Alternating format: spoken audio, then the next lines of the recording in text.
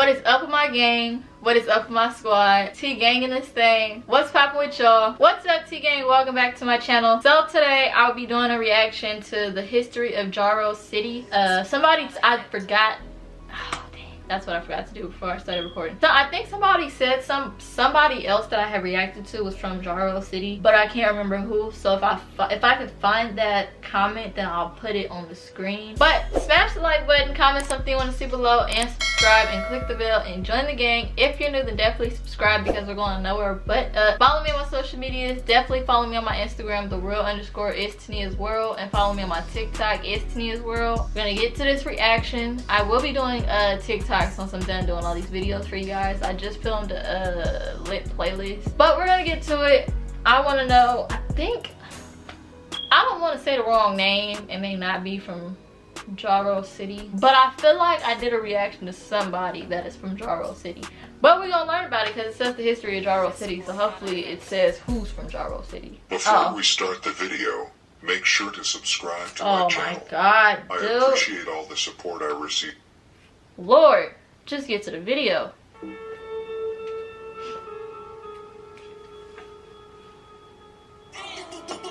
He used the same clip every single time. Because people used to come through shooting us every day. This spot, words can't even explain it. Can't even explain it. Yeah, man. Smoke Valley 05, Young Money. Young Money, man. They in the building. 600 boy, LA, man. LA Capone, man. Get it to him, man. Don't see two boys, man. See what you doing. Number 9, man. Number 9 shooter. You hear me?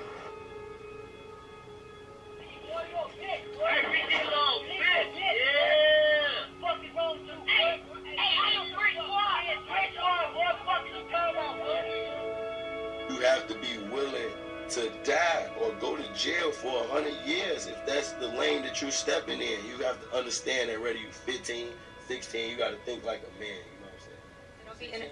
Oh, you're not? Why does everybody say you're only 16 years old? How old are you? 300. The history of Jaro City.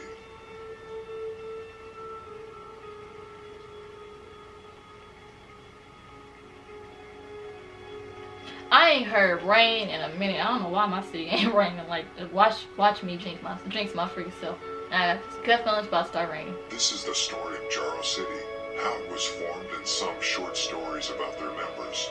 As most people probably already know, Jaro City is mainly located on 62nd and Vernon, but their territory extends from 61st to 63rd and Vernon. Jaro City has not always been what it is today. Before Jaro City got together as one back in 2010, Jaro City was very divided into different small groups and cliques. There was ABM, who both claimed GD and BD, Darkside, who only claimed BD, Cobb, who was GD, the Outlaws, who were Outlaw GDs, BSG, who were GDs, and then there were more loose groups that claimed Hottie World after Hottie was killed by D-Thang from 600 in late September 2008. This is the reason why several famous members like Motor and Skinny claimed BD, or Talon claimed Cobb.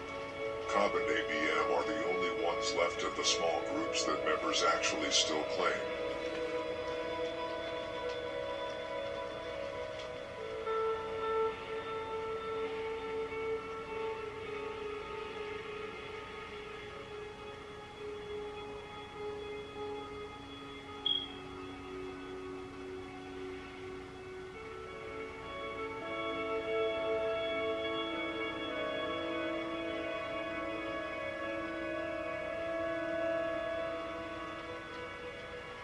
He looks freaking tall.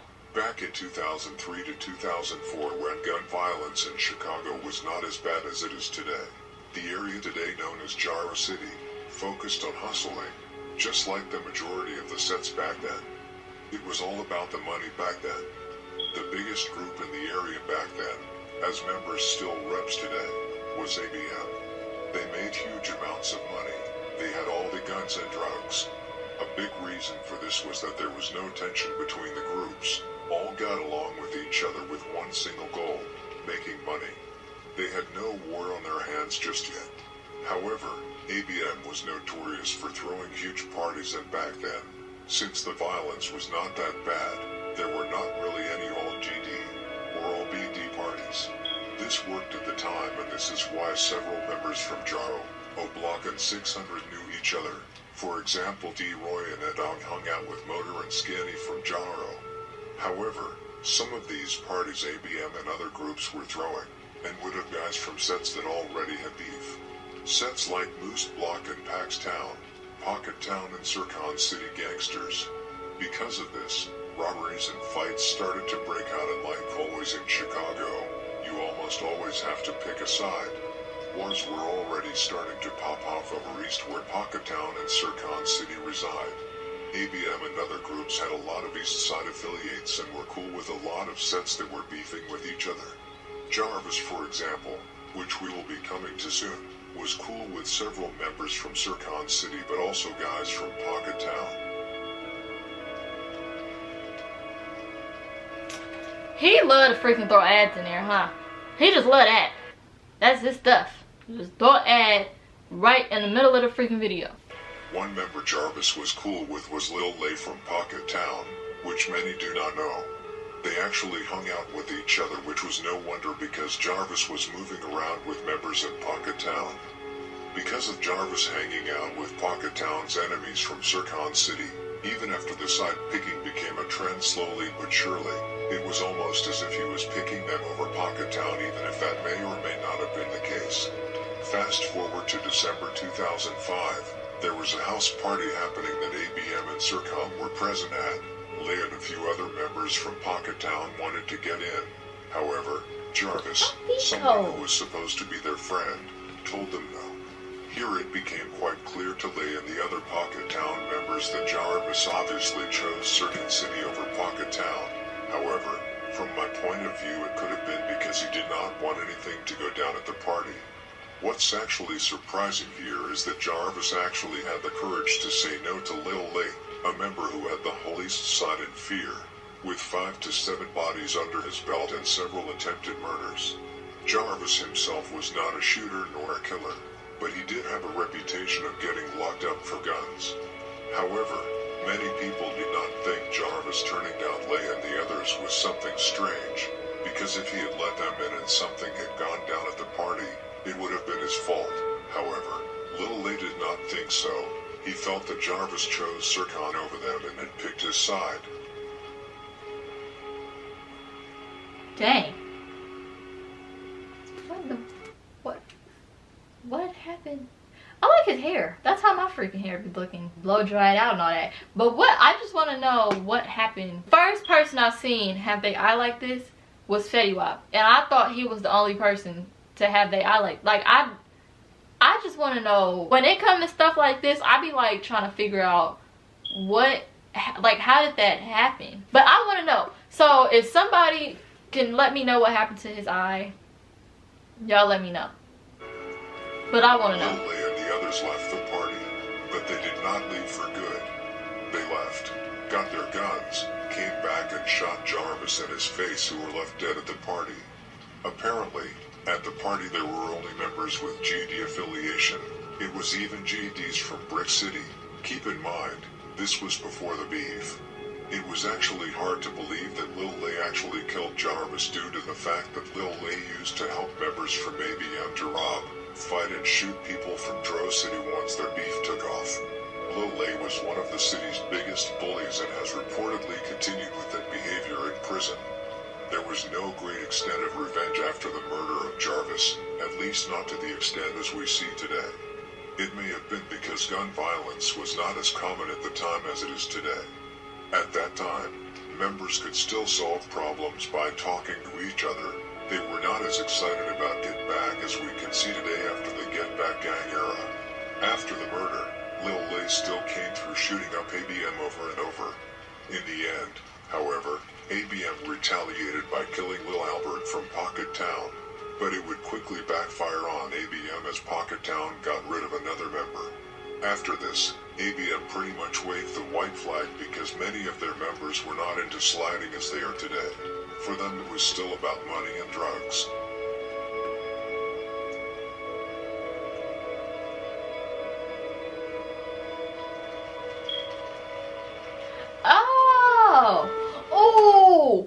Oh, it makes sense now. Makes sense. Okay, before I started doing all these Chicago reactions, I had no idea. Like, my brother had told me about where they got O Block from, but I was like, I never heard of no dude named Odie. So then I started doing my Chicago reactions, and then I seen his picture, and I was like, oh, so that's where they got O Block from. So where they got Jaro City is from him. It's kind of tight. I ain't know. Well, I mean it is tight, but I started thinking about how where I'm from, how we do it.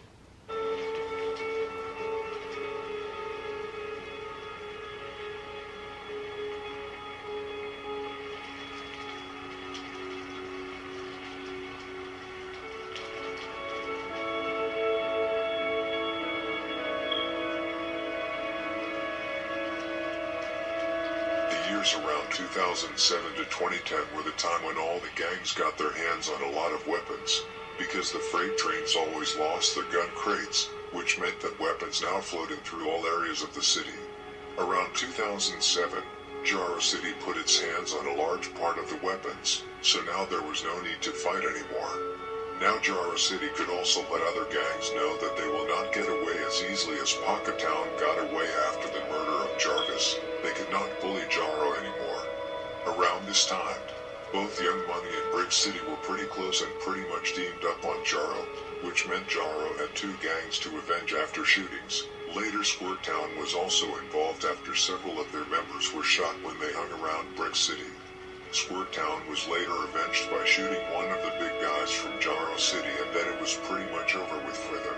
Jaro started coming through shooting at them nearly on a daily basis.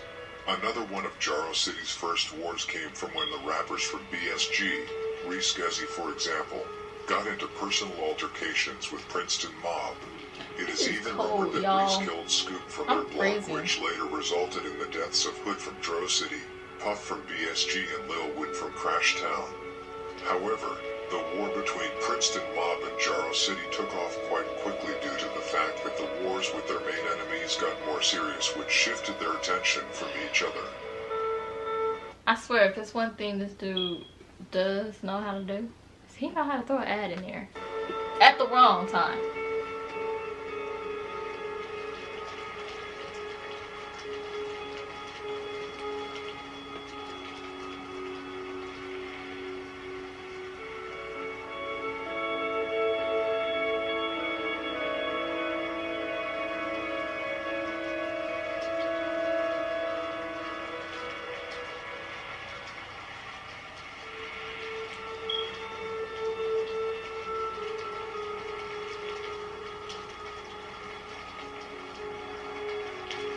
Jaro City had a lot of big members back in the days.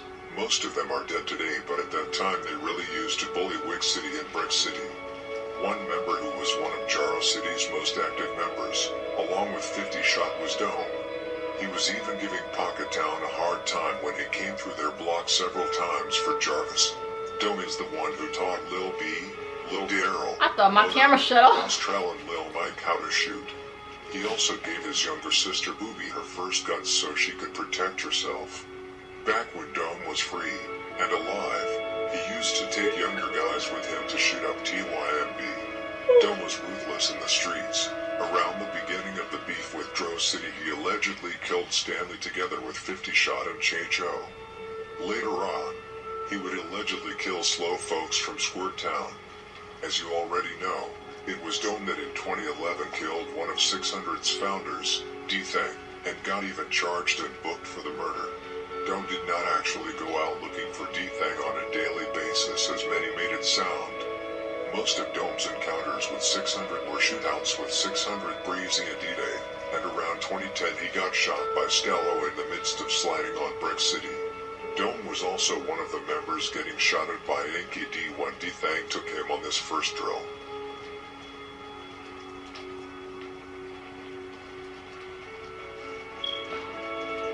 Ooh, I remember about White White. I find that to be a very odd name, but I remember about him.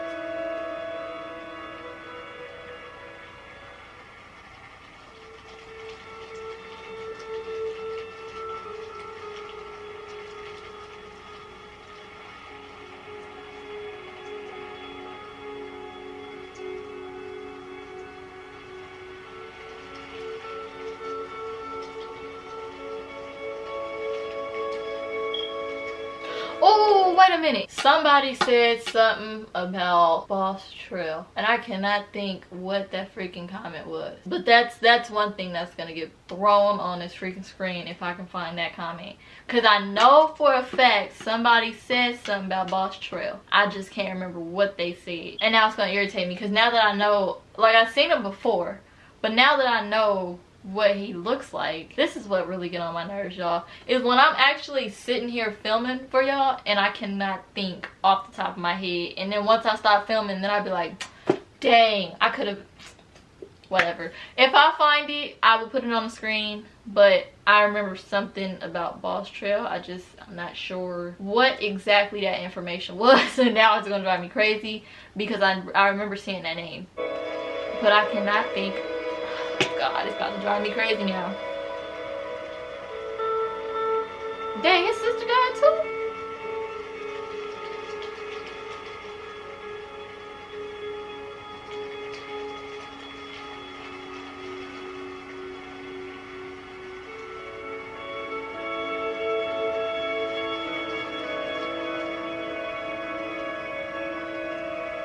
In the early summer of 2011, 600 in Jaro City agreed on a truce between the gangs, and that truce stemmed from a shootout between 50 Shot and Lil Boo, and not because of what 600 claimed, that they gave Jaro hell. The shootout between 50 Shot and Lil Boo, where several bullets hit a school bus, was not the only reason that led to the agreement, but also that the police had a good view of the war between the gangs and planned to hit both sides with the RICO. That alone was the reason both sides actually honored the truce several months. However, the truce did not stop the members from getting into fights or robbing each other. The only thing they refrained from was shooting. D-Thang, who was a bit like a maniac, used to cycle through Jaro City's turf during this time because he thought it was fun to scare them and see them run, even though he did not intend to do anything due to the truce. However, D-Thang still robbed a few guys like King Lil J and also took DB's shirt. Because of D-Thang being so passive-aggressive, Jaro was kept on edge, which is why Tutu and Lil Jaro would walk DB home just in case. They did not trust D-Thang would actually honor the truce this long.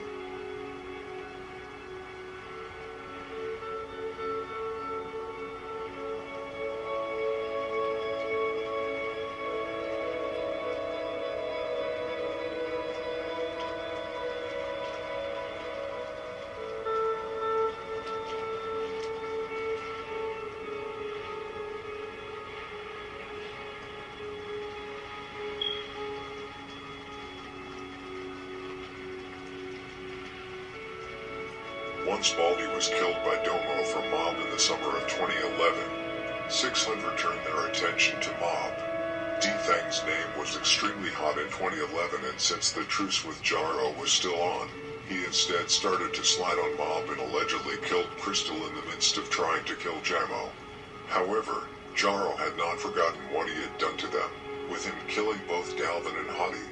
However, all the top guys from Jaro were laid back at the time, as well as the shorties, and if they were sliding, it was on O-Block. After a long time of bullying by D-Thang, Dome decided to step up and do something about it. However, he was not the only one to step up. He had already taken Boss Trail under his wing, and he was a heavy shooter already, drilling at DYMB and zones. My freaking camera just did the most disrespectful thing.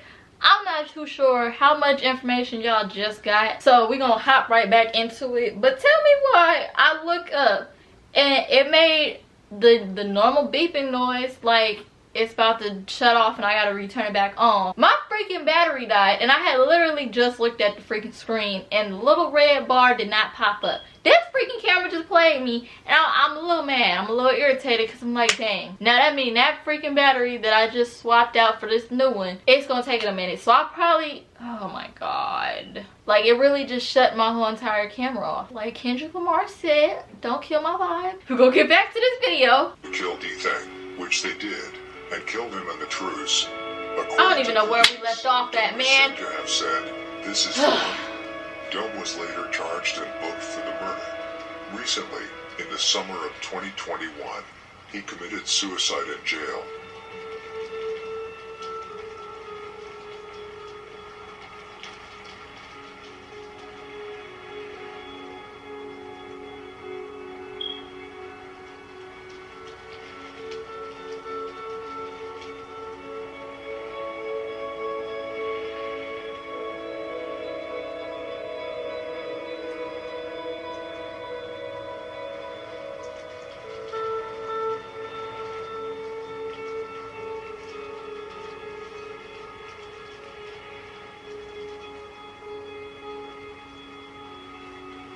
truce was now dead between the gangs. Just 2 weeks after D-Thang's murder, Tutu from Jaro allegedly killed Jizzle from Squirt Town. In the past, all of Tutu's attention went more toward TYMB until Rondo and Tay Capone would keep getting into it with him, which actually led to Jizzle's death when he thought he belonged to Brick City or 600. Jizzle's faced a horrible death. He was surrounded by 6 people: Tutu, Butta, Dutchie, Lil B, Young and Jakira. He begged for his life before Lil B and Tutu allegedly killed him. Just 2 months after the assassination of D-Thang and Jizzle, 600 retaliated when C-Day allegedly killed Tutu. I'm gonna be honest. I understand that they don't like each other, so they really don't care. But that is messed up that he is begging for his life, and they still shot him. It is how it is. It is how it is. But that's messed up. This boy is begging for his life. I understand they don't like each other. So regardless on if I say it's messed up, they still don't like him. This was actually the second time in a short time that 600 caught Tutu lacking.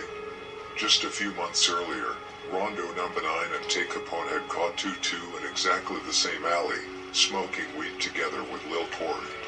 That time, Tutu escaped. However, Lil Corey was shot by Tay Capone and fortunately survived. This alley was a hot spot with Jaro and STL/CBT members. They often hung out in that alley, smoked and took photos.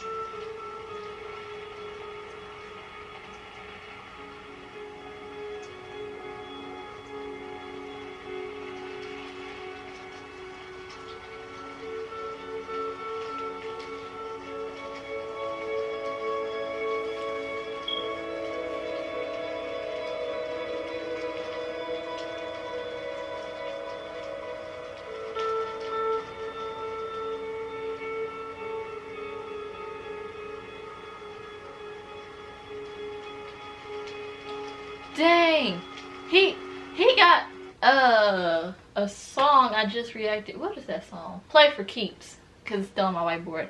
I renewed my whiteboard in a minute. He's on that song Play for Keeps with LA Capone, but I did not know he was locked up. In 2012, the war between Jaro City, 600 and O Block exploded with bodies dropping left and right, and the war only got worse year after year and is still going on today. One big reason why the war got worse was that bite down. Rondo Number 9, Manny and C-Day shot up Tutu's funeral. They planned on killing any member there. However, most of the attendees were family. There were only a few members at the funeral. 600 bailed out pretty quickly due to the fact it was mostly family and innocent people around. The preacher at the funeral has talked about this funeral and said he still has PTSD to this day.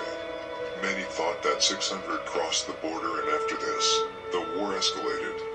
50 shot from Jaro caught White from O Block, which made King Von turn up on Jaro with killing P5, shooting Tuan and Gucci, shooting a Jaro City member in the face at Boss CJ's birthday party, and constantly coming through shooting at them.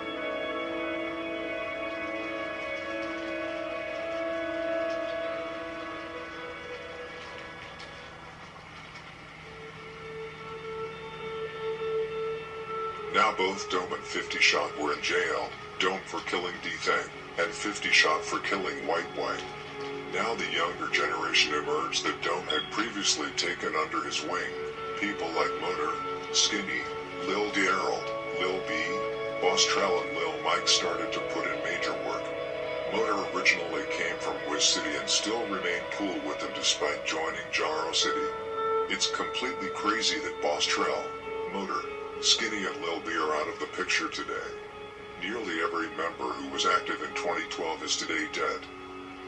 As most of you already know, Jaro City is still active today, around the year 2014.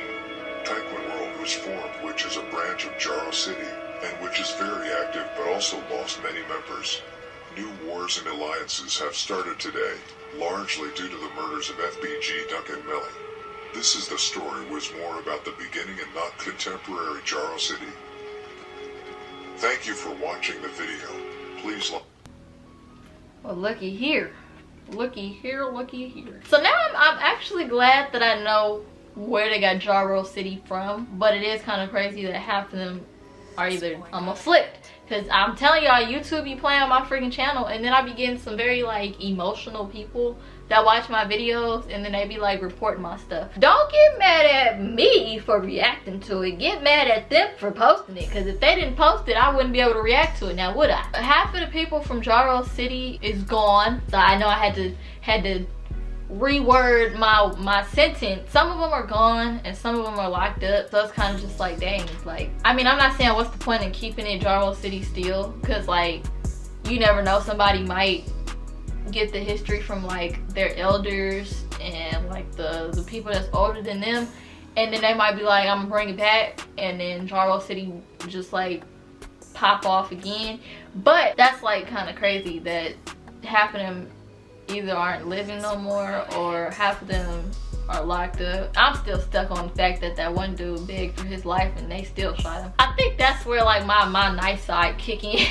Cause like, I ain't saying like I wouldn't take that risk if I had to. Like if somebody did something to my family, best believe something gonna happen to their family. The people that was around him when he got shot ain't even here no more. They own themselves. That's crazy. Smash the like button, comment something you want to see below, and subscribe and click the bell and join the gang. If you're new, then definitely subscribe because we're going nowhere but up. Follow me on my social medias. Definitely follow me on my Instagram, _is Tania's World, and follow me on my TikTok, is Tania's World. But remember, it's T gang or no gang. We out.